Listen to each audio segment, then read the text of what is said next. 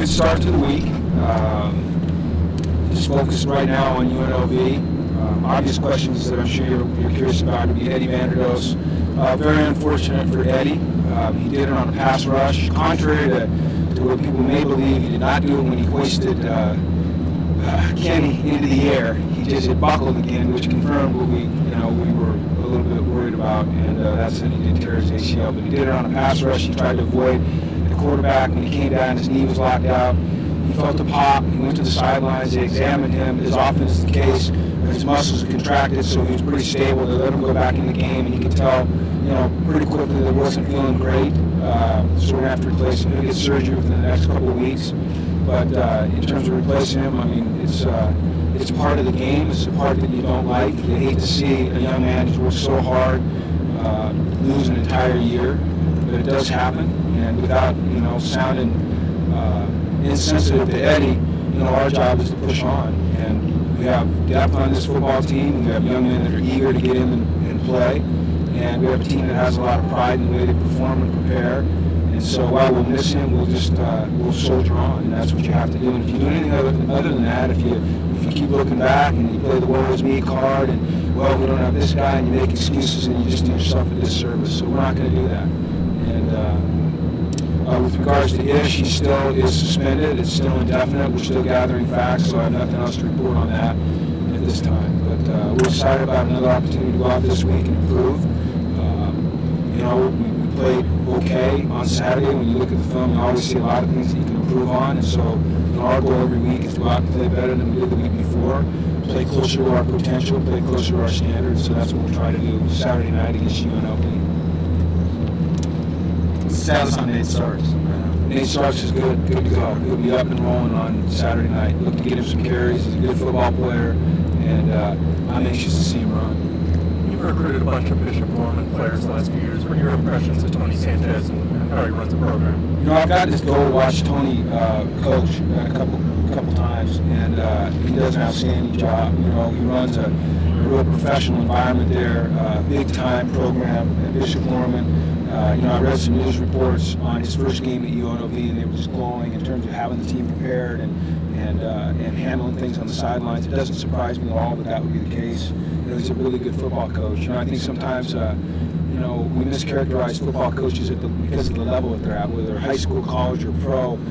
Good football coaches are good football coaches, and Tony's a good football coach. Josh getting the 2 awards, are you worried that it's just happening way too fast and No, I mean, we don't even address that stuff. I haven't heard one player, one coach even mention the awards. We don't really celebrate individual achievements around here. We talk about team achievements, and Josh has shown real good humility so far this week, and I think he realizes that that's one game, and one game does not make a career. So he's like everybody else. He's got a lot of work to do, and he's intent on doing it. You said there were some things on film that you thought needed to improve. Could you maybe talk a little bit about this? Well, I mean, there's it's funny as a coach, it's crazy that sometimes I think you need to learn to enjoy wins more than you do.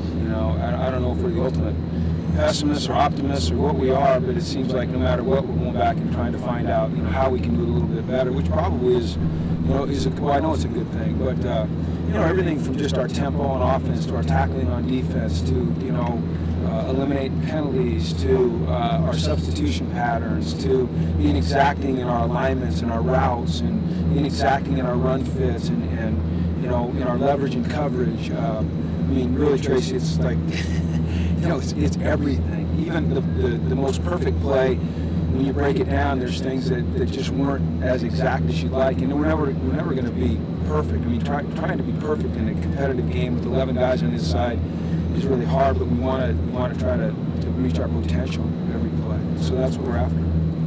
Coach, in the first game, it didn't look like you blitzed too much. We didn't what now? You didn't rush more than 4 too often. How much of that was predicated on Virginia throwing a lot of screen passes outside their style, and how much of that was you were expected to see the rest of the year? It's every game plan is different. We have a large volume of pressures in our playbook that we can use, but against a team like Virginia that was multiple tight ends, and as you noticed, almost every single play they jumped it, they would shift or reset.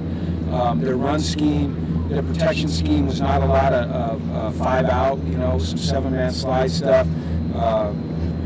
You can blitz into that, and it's just like running into a wall where you get yourself in trouble.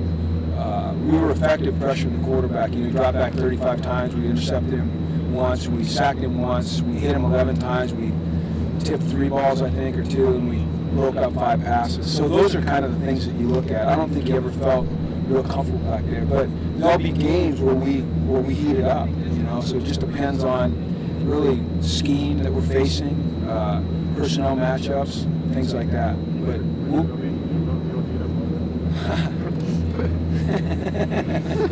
I don't know. Just tune in, 7:35, CBS. That was a great try. Are you Tony Sanchez plant? You an update on Craig Lee? Craig is still awaiting his final grade to come in. Hopefully, within the next 7 days, we know something.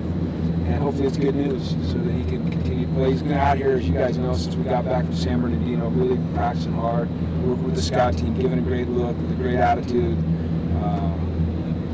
You know, I mean, the young man he's really worked incredibly hard on the field, which you guys see, but off the field academically to get himself where he can participate. And I want to see him eligible in the worst way. Just for him, you know, for him, and then for us, but mostly for him. With the heat in Las Vegas, how important is playable depth for you facing UNLV? I think it's important. I think a couple things are working in our favor, or at least aren't going to be detriments. I shouldn't say working in our favor because I don't mean that they work against our opponent, but some things that we have going for us is number 1, going to San Bernardino, so being accustomed to that dry heat. I think number 2, coming out here on this field where it's warm. I mean, it's warm today. Now it's not 106 degrees, but it's warm, and we're in the heat of the day. And then number 3, having the depth. You know, I think that'll help us. We're able to rotate guys through on defense and a receiver and running back on just almost every play if we need to. Offensive line, it's hard to rotate guys through because you want that cohesiveness and that consistency. But we've got a lot of guys that can play, and we're not afraid to play them. And that was one of the good things about getting a little bit of a lead on Saturdays, is being able to get some guys in there and let them play some snaps. You know, I know there's people that love to see us run up the score. You know, where I'd rather get guys in and get them play time so that they're ready to go when we really need them. How did Matt Dickinson look on tape to you? He looked good. Yeah, he's definitely improved since last year. He's more physical. He understands the speed of the game. He's more technically sound.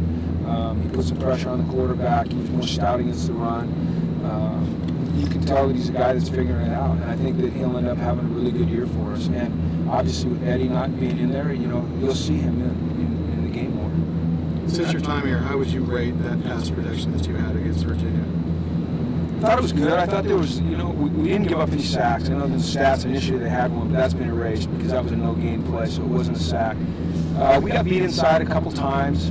I thought our backs did a really good job of picking up the blitzing linebacker. You saw Paul Perkins a couple times step up and do a really nice job in the hole. Yeah, I think it just remains to be seen, you know, if we can be consistent there. I feel like we can be. I feel like it's a solid group, and they've got confidence. And they understand what they're doing, which is really important. They've got a guy behind center that understands protections as well. And I think anytime you've got a quarterback that, and this is not in any way a dig against a guy like Brett, who's so mobile and can move and makes so many great plays on his, you know, out of the pocket, because without that, we'd have never won the games that we won. But for an offensive lineman, at times, it's easier to have a guy that stays in the pocket because you know where he's going to be and you can block more effectively for that guy. So I think all those things kind of factor in.